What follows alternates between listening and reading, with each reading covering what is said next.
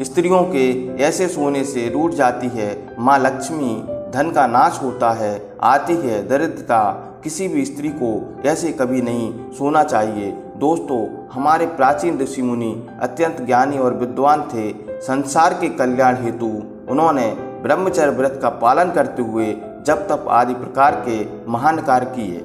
उन्होंने अपनी योग विद्या, ज्ञान तथा अनुभव के आधार पर प्राचीन शास्त्र और पुराणों का निर्माण किया है तथा देवताओं द्वारा प्राप्त ज्ञान को भी उन्होंने शास्त्रों के माध्यम से मनुष्यों तक पहुंचाने का उत्तम कार्य किया है।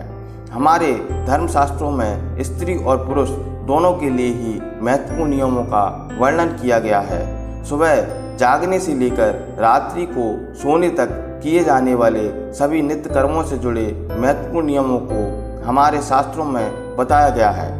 एक मनुष्य को उत्तम स्वास्थ्य की प्राप्ति के लिए अपने शरीर को कैसे शुद्ध रखना है और इस शरीर को पवित्र करने के लिए नित्य कौन से कार्य करने चाहिए, इसका वर्णन भी हमारे विद्वान ऋषियों ने किया है। भगवान श्री कृष्ण कहते हैं कि मनुष्य को अपने शरीर से अत्यधिक मोह नहीं करना चाहिए, किंतु उसे परमात्मा से प्राप्त इस शरीर का नाश भी नहीं करना चाहिए।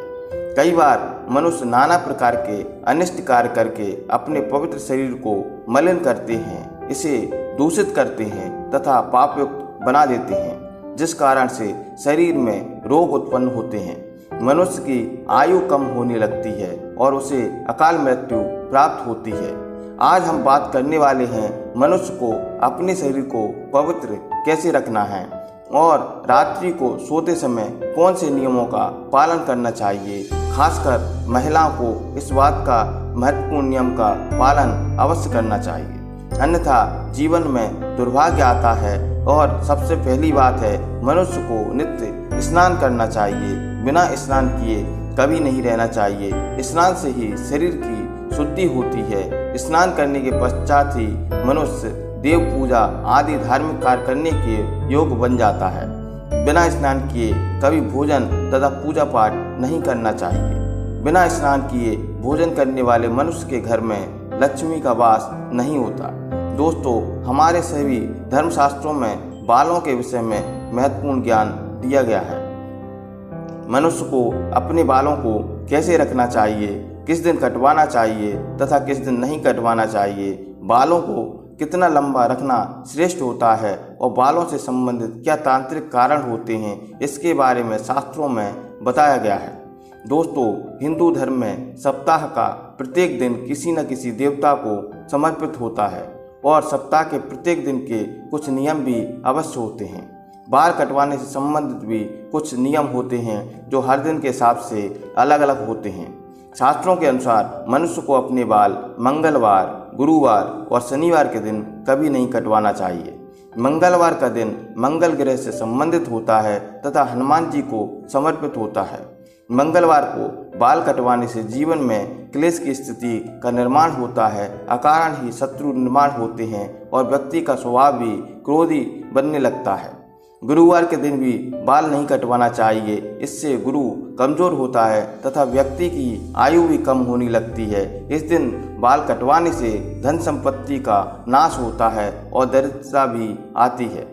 शनिवार के दिन भी बाल कटवाने से मनाही की गई है। शनिवार का दिन शनि ग्रह तथा भगवान शनि देव से संबंधित है। इस दिन बाल कटवाने से अशुभ घटनाएं घटने लगती हैं। इसीलिए शास्त्रों में मंगलवार, गुरुवार और शनिवार के दिन बाल न कटवाने की सलाह दी गई है। लेकिन बुधवार, शुक्रवार और रविवार का दिन बाल कटवाने के लिए शुभ माना गया है। इनमें से शुक्रवार का दिन बाल कटवाने के लिए सबसे अधिक श्रेष्ठ माना गया है।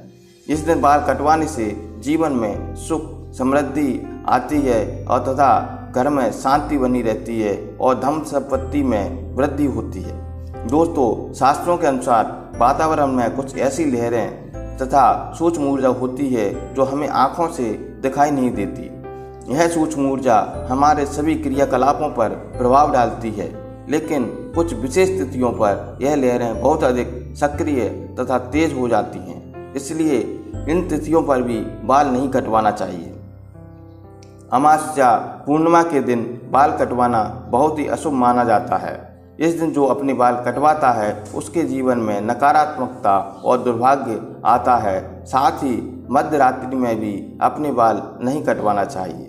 इस समय पर वातावरण में तामसिक और नकारात्मक ऊर्जा का प्रभाव अधिक होता है और जिसका सीधा असर हमारे मस्तिष्क पर पड़ता है। इसलिए रात्रि में बाल ना काटने की सलाह दी जाती है। साथ ही शास्त्रों के अनुसार पवित्र त्योहार, श्रावण मास, संक्रांति, ग्रहण आदि दिनों में भी बाल नहीं कटवाना चाहिए। इन दिनों में बाल कटवाने से पाप लगता है और जीवन में दुर्भाग्य आता है।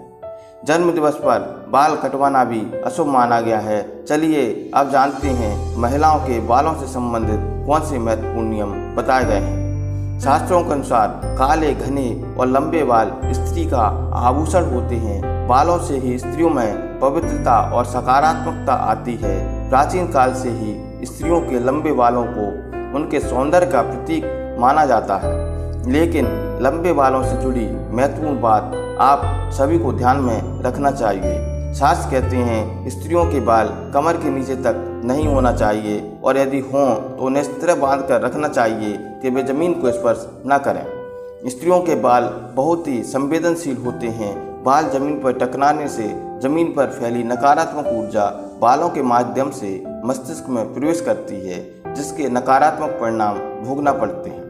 शास्त्रों में कहा गया है स्त्री को अपने बाल कभी गंदे नहीं रखना चाहिए, इससे माँ लक्ष्मी रूठ जाती है। साथ ही स्त्रियों को अपनी मांग में सिंदूर अवश्य लगाना चाहिए, इससे स्त्रियों को सौभाग्य की प्राप्ति होती है। स्त्रियों को अपने बालों को हमेशा स्वच्छ रखना चाहिए। इसके पीछे धार्मिक कारण यह है कि बाल स्वच्छ रहने पर सिर में खुजली नहीं होती और सर में हमेशा खुजली करते रहना शास्त्रों में अशुभ फलदायी बताया गया है। गरुड़ पुराण में कहा गया है जो स्त्री अपने बालों को खुजलाते हुए पूजा पाठ करती है उसकी पूजा विफल हो जाती है। स्त्रियों को अपने दोनों हाथों से जोर जोर से अपने बालों को खुजलाते हुए गुरुजनों तथा बड़े बुजुर्गों से भी बात नहीं करना चाहिए।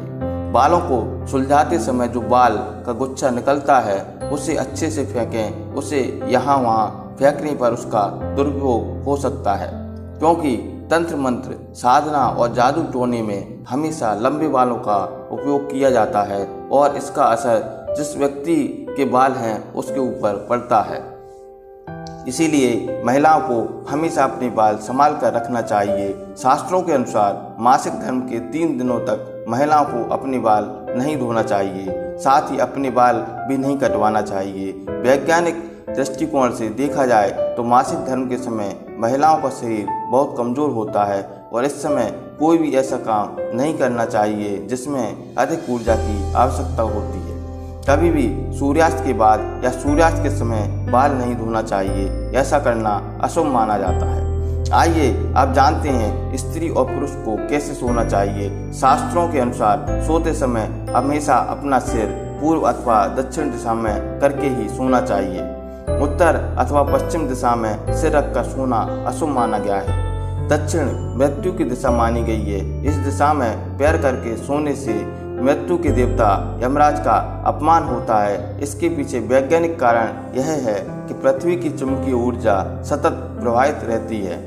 यह चुंबकीय ऊर्जा उत्तर से दक्षिण की ओर प्रवाहित होती है। इसलिए यदि आप उत्तर में सिर करके सोएंगे तो यह ऊर्जा मस्तिष्क से होकर पैरों तक जाती है, जिससे रक्त का प्रवाह ठीक से होता है। साथ ही शास्त्रों में कहा गया है उत्तर की ओर सिर करके सोने वाले व्यक्ति के पास धन की कभी नहीं आता, उसका संपूर्ण परिश्रम व्यर्थ हो जाता है। ऐसा व्यक्ति हमेशा बीमार बना रहता है तथा उसका धन व्यर्थ में बीमारियों में खर्च होता रहता है। दक्षिण की तरफ सिर करके सोने से धन संपत्ति में वृद्धि होती है।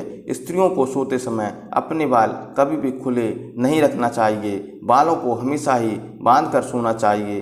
बाल बांधकर सोने से ऊर्जा का संतुलन बना रहता है। बाल खुला रखकर सोने वाली स्त्री के घर में लक्ष्मी का वास नहीं होता, हमेशा धन से जुड़ी समस्या बनी रहती है। दोस्तों, इस प्रकार से हमारे शास्त्रों के अनुसार स्त्री और पुरुष को सोते समय इन नियमों का पालन अवश्य करना चाहिए। धन्यवाद।